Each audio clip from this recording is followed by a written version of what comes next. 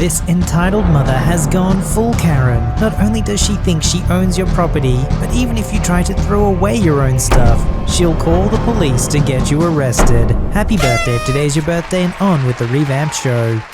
First, a little backstory. I recently moved across the country, back to warmer climates. It is very expensive to move furniture 2,000 miles, so a lot of stuff is cheaper to buy new. As I was separating my personal or sentimental belongings from what I was going to replace, I had a brilliant idea. I decided to offer the stuff I wasn't taking with me for free online, as most of the items were still in good condition. I'd rather my old furniture and assorted items go to charities and people who could use them, instead of landfill. My only condition was that the person taking something had to pick up and transport any items themselves. The first item I posted was my pull-up tower with VKR. It had some minor wear and tear, but it was still in overall good condition. It was then that I encountered the dreadful EM. Thankfully, I only posted a newly created email account along with my town as my contact info to limit my exposure to potential threats. In this case, an irate Karen. No name, no address, just the town so people could assess travel for pickup. Me is me, EM is mother completely detached from reality, IK is innocent kid, college student. Soon after posting that my pull-up tower was available for free, I was contacted by IK. After an email correspondence, I suggested we talk on the phone and gave him my cell number. He called to discuss getting the tower. Hi, I emailed you about the pull-up tower. I just started college at the state university in your town, and some friends and I are renting a house near campus. I think we could really use the equipment to save money by having it instead of a gym membership. College is expensive, so I completely understand. Smart move on looking for ways to save money. I'd be happy to let you have it. You'll need to partially disassemble and reassemble it to get it through doorways. Nothing crazy, just a couple of screws and bolts. It's surprisingly lightweight at 75 pounds and easy to move, although I do recommend a van or something large for transport. When do you think you can come pick it up? Probably next month. Sorry, I'm moving in a couple weeks, so I need it gone before then. If you can come sooner, it's yours. Otherwise, I'll have to give it to the next person. Let me call my mom to borrow her car this weekend. It's a big SUV, and I should be able to swing by in a day or two. Great. That's when everything started to go horribly wrong. It was clear from what transpired next that whoever coined the phrase, "no good deed goes unpunished," had clearly met this EM. I get a phone call from the kid's phone, so I answer. Hello? You can deliver my son's tower on Saturday at 10 a.m. What? Who are you? I'm the customer. Are you stupid or something? I want you to deliver this workout equipment on Saturday. That's when I can be at the house to let you in. I'm very busy, you know. I'm not a store lady, I don't do deliveries. What? How dare you? I'm a paying customer. No, you aren't. The tower is free. I'm moving and giving it away. There is no excuse for treating a customer like this. I want to speak to your manager. I can have you fired over this. As she continued to scream nonsense at me, the image of this stereotypical Karen haircut popped into my mind. I don't know whether she had one, but I'm guessing she did. I could practically see the haircut in my mind while she ranted. Her son seemed so nice and polite, so I'm wondering if he was adopted or if there was a mix-up in the hospital. Then her next comment snaps me back to attention. If you don't deliver on Saturday, I'm taking my business elsewhere. Fine by me. Click. Later on, the kid emailed me to apologize for his mother. Like I said, he was nice, so I'm guessing maybe he takes after his father. He said he still wanted the tower and I told him he could still have it. He called me to get my address and directions, and that's when EM reappeared. So what time works for you? I have some meetings earlier in the day, but I can meet you after 5 p.m. I'm in the northern part of town, and will text you the address when I get home. Oh, it's you again. I hope you've learned how to be respectful to your customers. She must have snatched the phone from IK's hand, because I could hear him protesting in the background. Again, you are not a customer. It's free. Well, that's no way to run a business, but I expect nothing less from an idiot. Whatever. Can you just put IK back on? Not until we get some things straightened out. Like what? If my son is going to pick up and assemble this himself, you need to compensate him. That's the polite thing to do. $500 sounds fair. First, I'm not paying you to give your son something for free. Second, the item didn't even cost half that when it was still new. So no, and no. But my son is a smart college student with a bright future. His time is very valuable. So is mine. Not as much as my son's, so $500 should be fine. Besides, as a college student, he could use the money. Why are you being so selfish? How is a free pull-up tower being selfish? Also, what is the warranty on the product in case it breaks? No money, no warranty, it's free as is. I need your company and warranty info in case it breaks and my son hurts himself, so I know who to sue. Lazy people, not the word she used, like you don't make quality products. I'm not a company. I don't work for the manufacturer. I didn't make it. I'm just moving and giving it away. What? Are you trying to give my son gifts then? Are you some sicko trying to seduce my son? I should call the cops on you right now, and I'll tell them about the money you still owe me. I can have you arrested. I don't have time to deal with a lunatic off her meds. Forget it. I'll just throw it out. How dare you! Click. I ignored the rest of her calls, texts, and nasty voicemails that came through that day. Threats of suing me, demanding a refund, and claims that I was after her baby continued. Just bizarre. So glad I didn't post my address or name in the ad. I threw out the pull-up tower and considered the matter over. And I was wrong. Sunday morning rolls around and my phone rings. It's early and I was still sleeping, so I didn't check my caller ID before answering. Hello? I was only half awake and yawning. Where were you yesterday?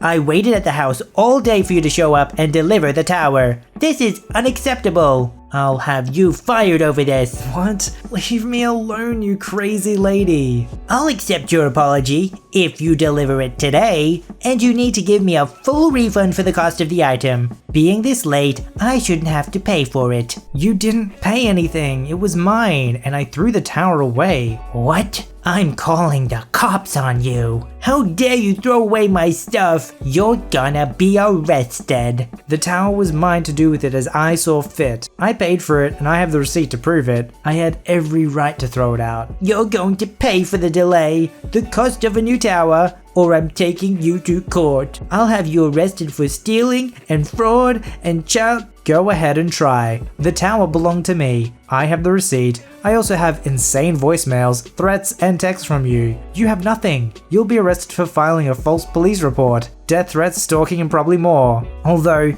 you probably have a good shot at an insanity defense. I hung up and didn't pick up after that. She kept calling, but it didn't matter, as I was getting a new number soon when I moved. After one Karen, I took down my ads and made arrangements with the local charity run by a nearby church to pick up anything they wanted for the poor. They weren't professional movers, so some of the heavier stuff had to be taken by a trash service. Her son emailed me again to apologize for his lunatic mother. I told him that he did nothing wrong and had nothing to apologize for. I said I was sorry he missed out on a free pull-up tower and wished him the best of luck in school. Your only hope for a kid like that is that he goes to college, gets his degree, and can move very, very far away. This lady's either stupid or like actually insane. If somebody's giving away a free item, then the price you're paying is to go pick it up yourself. You're a little bit inconvenienced for something that you want for free. Does she not realize that people can privately sell things or give things away for free? Like somehow only companies or stores can sell things? Like something's just not right with that woman.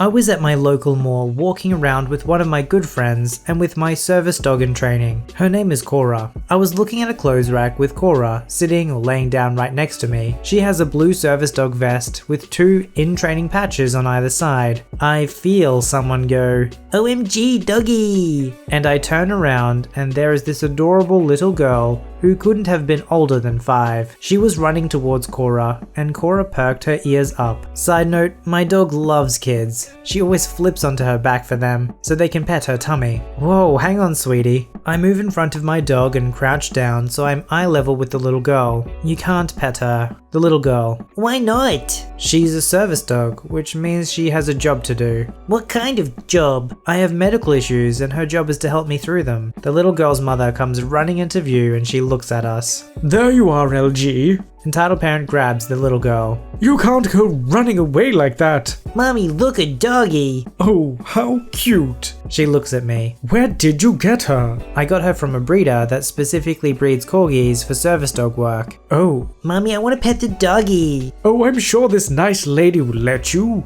I open my mouth and the LG says, No, because this lady says her dog is a service dog. Aren't service dogs supposed to provide comfort? Actually, EP interrupts. Don't service dogs provide comfort to children in hospitals? My baby is dying. She just got out of the hospital, and this is her last wish. How dare you deny my baby her last wish? I look at the girl who is currently dancing around while the EP is screeching at me. What you're doing is against the law. I know my rights as a parent of a sick child. I'm sorry your child is sick, but if a dog came to see her in the hospital, that is not a service dog. They're called therapy dogs. You're such a liar. My friend comes over and God bless my friend, because she doesn't stand for anyone's bullcrap. Shut up. Excuse me? Either you're dumb, blind, or just plain stupid. This dog has a vest that says do not pet. So either you also need a guide dog, or manners on how to act like a reasonable person. EP's mouth drops open and she starts to screech again, but my friend cuts her off. You're setting a terrible example for your daughter, and I'm glad my mother isn't like you. Let me break it down for you. This is not your dog. It doesn't matter if this is a pet dog on the street. You aren't entitled to pet anyone's dog. What makes it worse is that you are in violation of the Americans of Disability Act, which means you're breaking the law. This dog is tasked to migrate my friend's disability. So you have two choices. Either I call security and the police, or you can walk away. Your choice.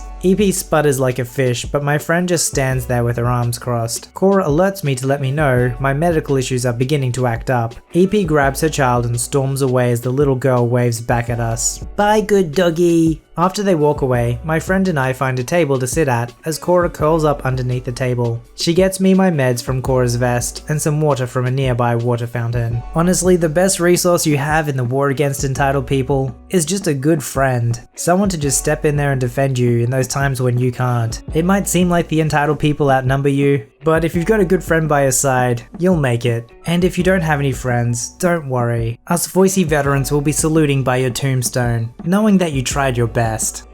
Okay, for those of you who don't know, welder's flash is when someone looks at a welding arc without proper protection. It's about one of the most painful experiences you can endure. This is because essentially, you're holding the sun when welding. The arc burns brighter than the sun. So if your eyes hurt looking at the sun, imagine looking at it up close. Some background info. I work at a mechanics shop for cars. Welding is my job and I do it for mostly fender benders and whatnot. And I have a room big enough for 4 cars with a garage door, and it has walls to prevent injury. The only window is in the door, but it has a special filter on it so you can look through without being blinded. And I'm just the welder, so a lot of this story is from my co-workers. Now the story. The entitled mum had gotten a serious fender bender on her Toyota and needed it fixed. However, we were dealing with 2 other fender benders at the time too. We told her it would be done in 6 days. What? I have a job and kids to care for. Can't you do it in 2 days?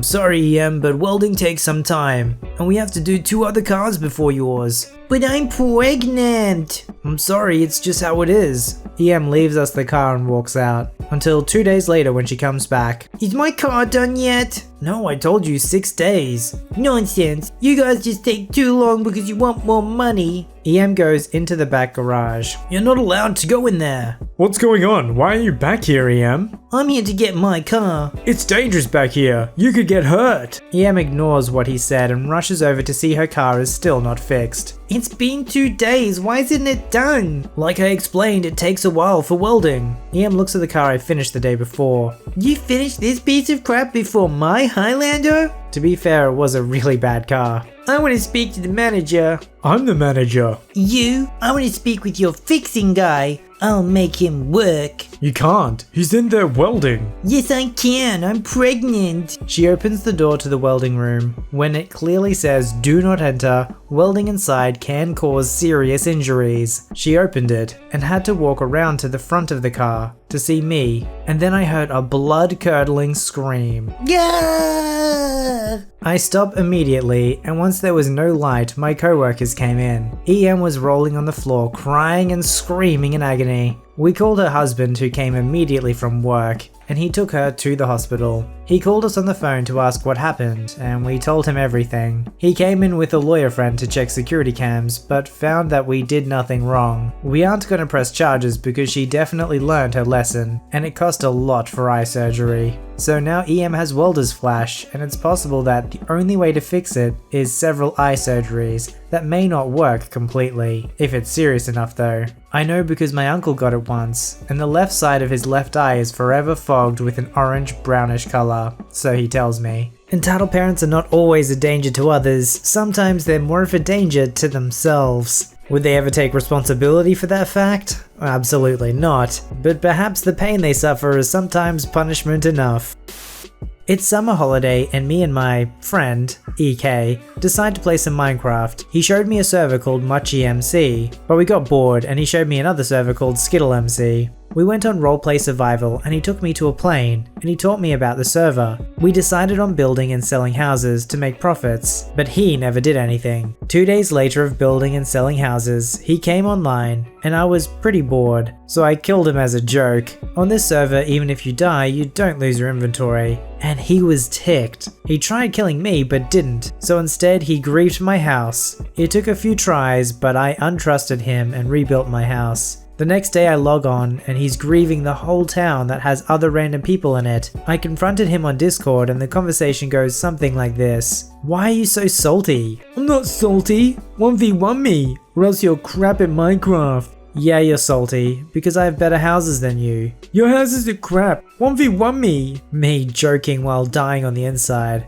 Oh, why are you resorting to violence? EK, absolutely fuming. Resorting to violence? You're the one that attacked me in the first place. At this point, I couldn't believe how serious he was taking this. EK said if I don't fight him, I'll ban you. I know the moderators. I showed him the command for reporting him, and EK said the mods will ban you, no questions asked. I thought it would be easy to resolve this over call, but this just ticked him off more. Stop calling! I'm gonna call you, you squeaker! Then EK went on about how he can't be banned, and he's told the mods I was bullying him. I replied with, bullying? Really? That's your excuse? At this point EK had snapped, and he sent, you're just an attention-seeking fat butthole who thinks he's good at building houses in a block game and refuses to fight me because he knows he will lose. Talking about pathetic, it took you just short of 3 minutes to stop me from griefing your plot. Talk about slow in the head. I honestly think you have mental problems. And if you're the most toxic and worthless player in Minecraft, I bet you can't tell me one thing about the game that I don't already know.